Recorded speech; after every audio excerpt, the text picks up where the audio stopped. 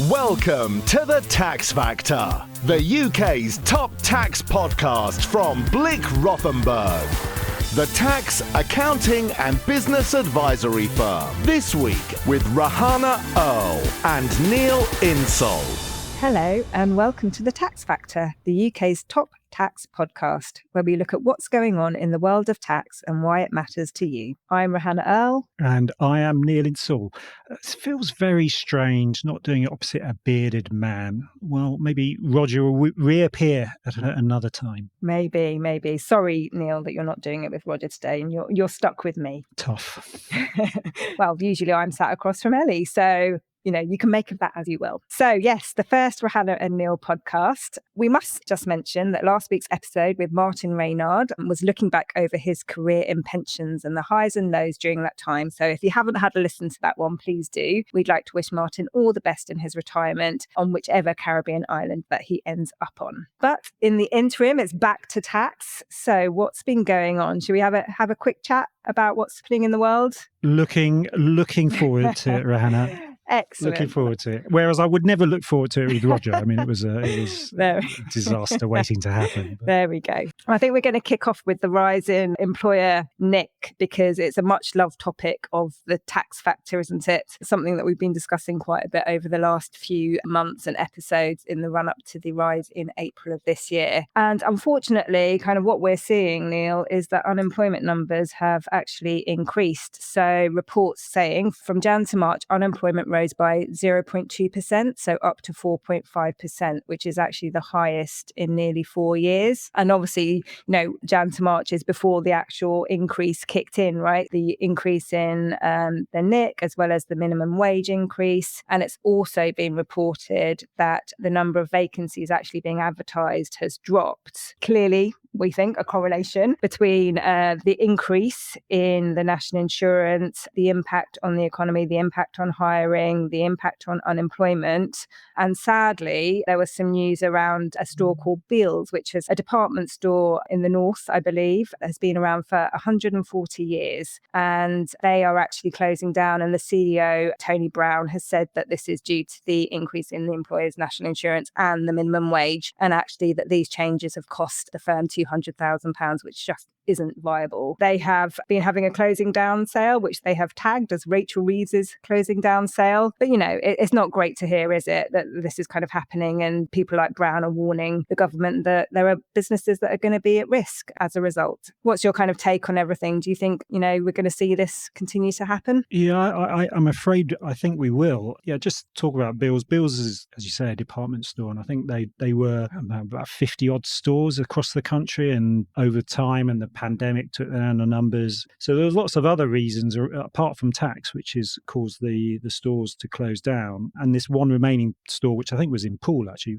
rather than in the north, has had to wave goodbye for the final time. A really sad story, a reflection of what's just generally happening on the high street. The other thing, just to add to this and some other work that's been done by, this time, the Chartered Institute of Personnel and Development. So they produce a quarterly review of the labour market. And the Spring 25 publication was produced, I think, last week or this week. And in it talks about a very uncertain world in terms of employment. And they do blame the budget and they blame the increase in the NIC rate, and in particular, the reduction in the threshold at which NIC is paid, but also the rise in the minimum wage. So all of those factors they have highlighted as having a significant and sustained impact on employer confidence. And that's added to, obviously, geopolitical uncertainties and Trumpism and everything else that's going on in the world. And what they produce is they survey quite a lot of employers each quarter, and they come back with a net employment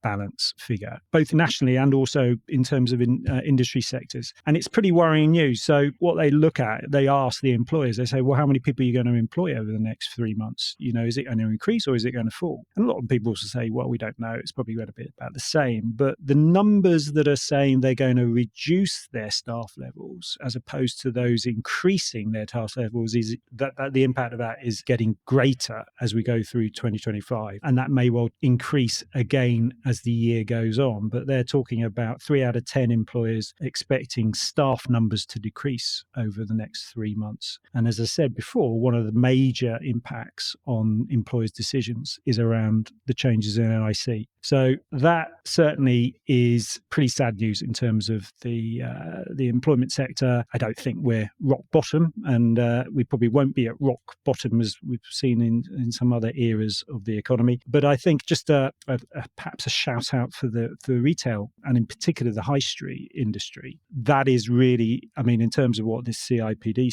are saying, is that is a sector which is going to be significantly hit by these changes. And the primary reason of that is that most of the people working on the high street and in retail are low paid, and it's the low paid industries and not the high paid industries which are going to be impacted mostly by these NIC changes. So I think we are going to see some further sad stories along with Beales we've seen this week, and other retailers going to the dust, and other famous names on the high street falling away. Sorry, that sounds really pessimistic. Sorry, Rehana, for on a nice sunny our first day, show together.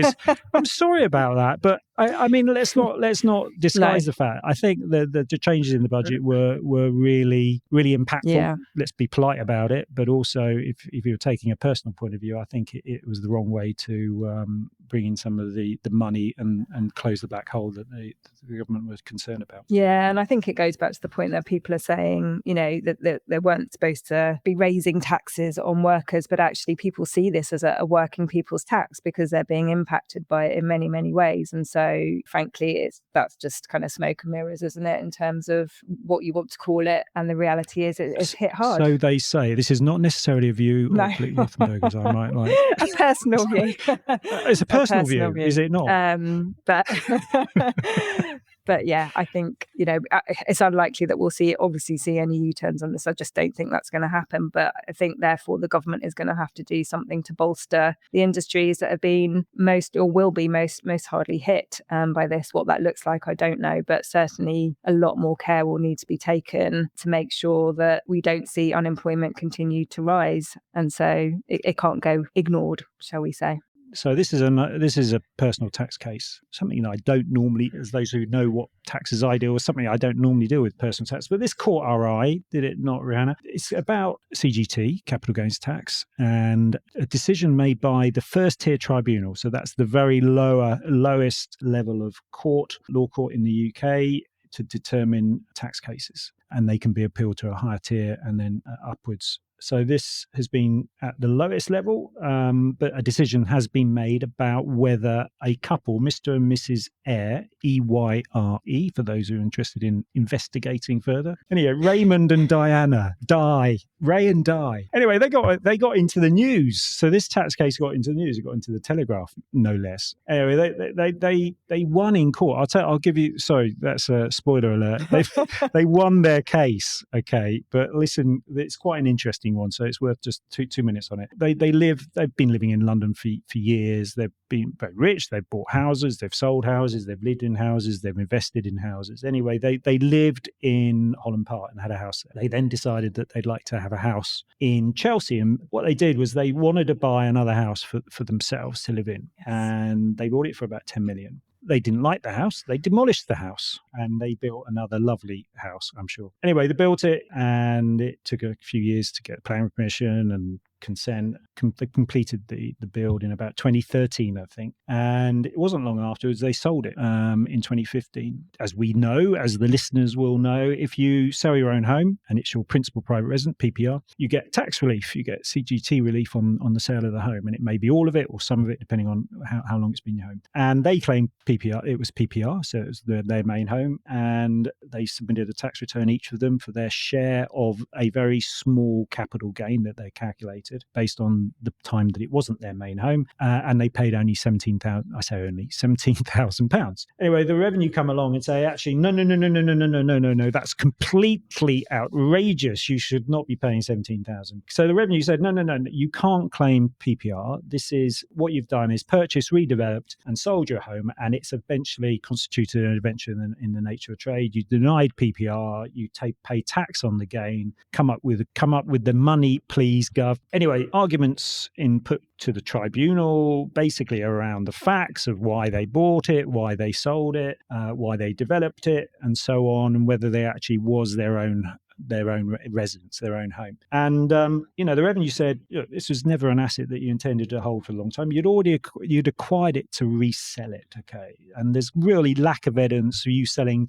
At the same time, they had another house in Holland Park, and they said, no, that's your PPR, and you weren't intending to sell that. That's your home. This one isn't. Pay tax on it. The defence for the heirs was that, no, this wasn't our intention. We actually purchased this house for us to live in, and other factors took hold, which meant we decided to sell quite quickly after it was redeveloped. And what I think is really interesting about this case, Rehana, is some of the arguments, okay, that were put forward about why they felt that this was their own home and not something that they were going to sell. So, for example, Mrs. Eyre, she chose marble for the swimming pool and gym area, which was, to quote Diana, unbelievably expensive, okay? And it would not have been used had they been planning to sell or move on. And she selected materials she loved, regardless of the cost, and did everything to make sure this was a personalised redevelopment as possible. They also talked about the wine cellar and the fact that Raymond, yep, Mr. Eyre, a great wine lover, it would seem. So he had 2,000 bottles of wine. Oh, wow. Is that a lot? Is that more than? I don't have that. I have in my many house. hundreds. No. Roger has many hundreds, I think. Anyway, he took 2,000 bottles of wine from his wine collection in Holland Park and put them into the house that was subject to this case. So clearly intending to have a big party in their new home. Yes. Yes, a big part, and lots of parties over the years. It's over the future, and it was never his intention to sell the place. So they put those arguments forward, and they won. So it was never seen to be by the tribunal to be a venture in the nature of a trade. It was considered to be their main residence, and they should not pay CGT in relation to the period in which it was considered to be their main residence. It is a case which may well go further. Okay, we may not hear the last of it, and it could be the subject of another tax factor. Anyway, I thought I'd give you that one. Very interesting. Yeah, very interesting. So we're sticking with multimillionaires, but in a slightly different way. So Mr. Trump has continued on his tariffing rampage. My favorite word.